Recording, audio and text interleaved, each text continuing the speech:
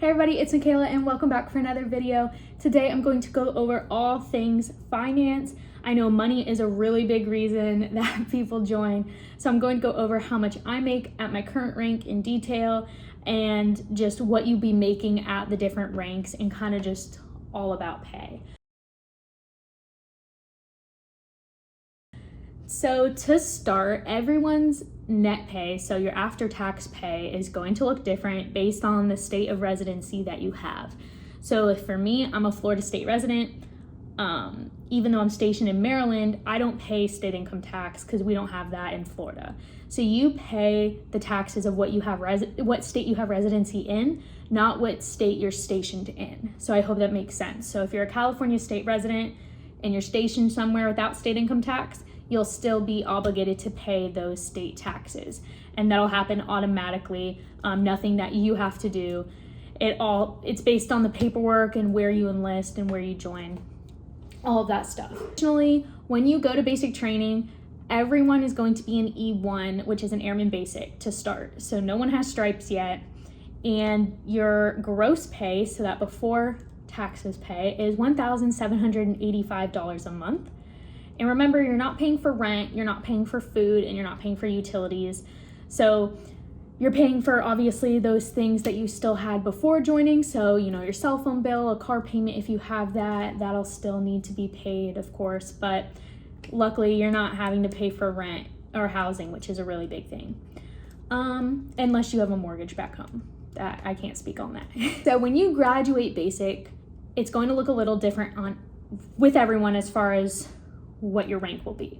So if you have an associate's, a bachelor's, or a master's degree, when you graduate, I believe that you automatically become an E3, which is an Airman First Class. And this is something that you will go over with your recruiter when you are deciding to join, as far as what education do you already have, and based on that, there's different promotion incentives.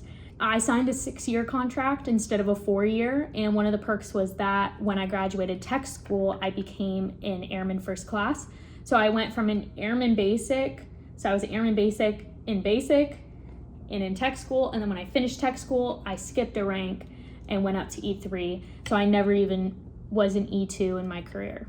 Now, an E2, which is an airman, makes $2,000 a month before taxes. Airman First Class, which is an E3, is $2,103 before taxes. Moving on to an E4, a senior airman. So as a senior airman with less than 2 years in the Air Force, you'll be getting $2,330 a month. And if you've been in more than 2 years at this point, by the time you promote, you'll receive $2,449 a month. So these are a lot of numbers. You can find these all online. What you're seeing on the screen right now, you can just go to that website and check that out more in detail. Also, you can go to this website here to check out how much you'd be getting in housing based on the zip code that you are stationed in. So you type in wherever your base zip code is, type in your rank, and that's how much you will be receiving if you are allowed to live off base. I wanted to mention, if you are married or you have children, you will not be living in the dorms regardless of your rank. So if you graduate basic training and tech school and you get to your first base and you're still in E1, you're still in Airman Basic, which does happen to quite a few people. If you are married or you have kids, you are not obligated to live in the dorms because you have a dependent. So you'll be able to either live on-base housing or move off base. So you'll be getting additional pay. When you don't live on base, you get BAH. So BAH is base allowance for housing. So this is in addition to your monthly pay. So I'm gonna go over mine just so that it makes sense. So right now, I've been in the Air Force for 4 years. I'm a staff sergeant, and so I'm an E5. I make $2,978 before taxes and before my Roth contribution, which is my retirement account. And then I get $2,436 a month for my BAH. And then additionally, I get $406 for BAS, which is basic allowance for subsistence, which is for your groceries and things of that nature.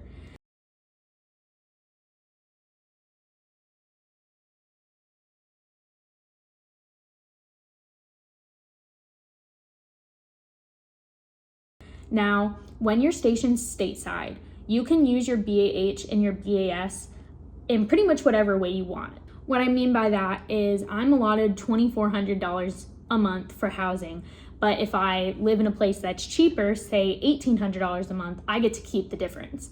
So it's not a separate check. It's not directly sent to your leasing office or your mortgage company. That is money that is sent to your bank account.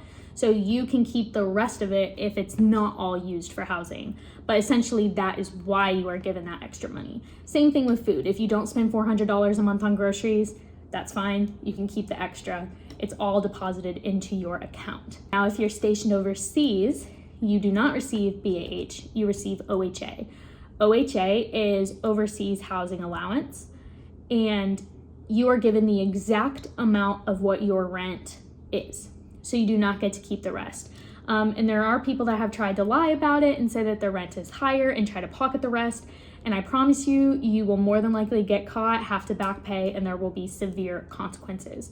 So when you move off base or live off base when you're stationed overseas, there's a lot more paperwork to go through because you are going to be receiving the exact amount into your account that you need for rent. So yeah, that's just a little difference based on being stationed in the United States and being stationed overseas. Now, I get asked a lot when you can move off base, and it does differ for everyone. So typically if you don't have any dependents, and being engaged does not count, having a boyfriend, having a girlfriend does not count. A dependent only counts as married or with children. So if you're not married or you don't have kids, you will be obligated to live in the dorms at your first assignment. So normally you have to be a senior airman to move out of the dorms. However, it differs at every single base. So I lived in the dorms for a year when I was at Lake and Heath, and then they reached capacity. They did not have enough dorms for new incoming airmen. So I was told I had to move off base. And now there is a new thing for airmen that are moving out of the dorms. There is an allowance that you get from the Air Force to help with your deposit and furniture and things like that, because it can be unexpected to just be told randomly, hey, you can't live in the dorms anymore, and then have to come up with a full month's rent and furniture costs, it's not cheap. So you are now being given an allowance for that. Also, if you are stationed overseas, you'll be getting cost of living allowance. I know right now COLA is what it's called, cost of living allowance, COLA. COLA has significantly reduced since I have been overseas, and you can also look at how much you'd be getting based on where you're stationed online as well, because I don't know the numbers for everything. But there's a lot of additional levels of pay that you receive. But I kind of just wanted to go in detail as far as what my paycheck looks like and what you will make starting off, and then what you make basically up to an E4 or an E5. And I'm going to make this next video about the promoting system so you can see how long you have to be in each rank and how fast you can promote and move up in that cycle. Also, every year you get a clothing allowance on your Air Force anniversary birthday. This is awesome. It's about an additional, I believe, $300 or $400 that you get every year on that month that you joined to help you buy new uniforms. However, again, it's in your account. You don't have to spend it for that. You can spend it however you like. So those are just some of the perks, I guess you could say. And I hope this helped kind of clear up how much you make in the military. And like I said, it's still going to differ from person to person, but not super drastically. So I hope this helped. Till next time.